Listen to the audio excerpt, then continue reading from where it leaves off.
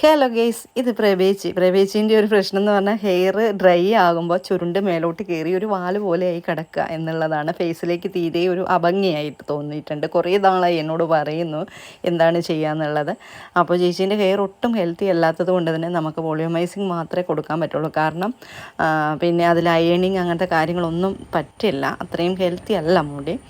അപ്പോൾ അങ്ങനെ നമ്മൾ വോളിയമൈസിങ് ഷോസ്കോപ്പിൻ്റെ ക്രീം വെച്ച് മാത്രം ഒരു വോളിയമൈസിങ് ആണ് കൊടുത്തത്. ഇതുകൊണ്ട് തന്നെ 10 മാസം വരെ, ഒരു 8-9 മാസം വരെ എന്തായാലും മുടി ചുരുണ്ട് മേലോട്ട് കയറില്ല, അത്യാവശ്യം വോളിയം ഉണ്ടാവും.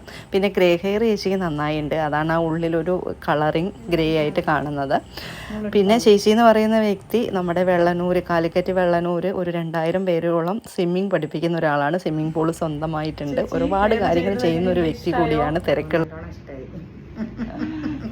അപ്പോൾ വീഡിയോ ഇഷ്ടമായാൽ എല്ലാവരും സപ്പോർട്ട് ചെയ്യുക.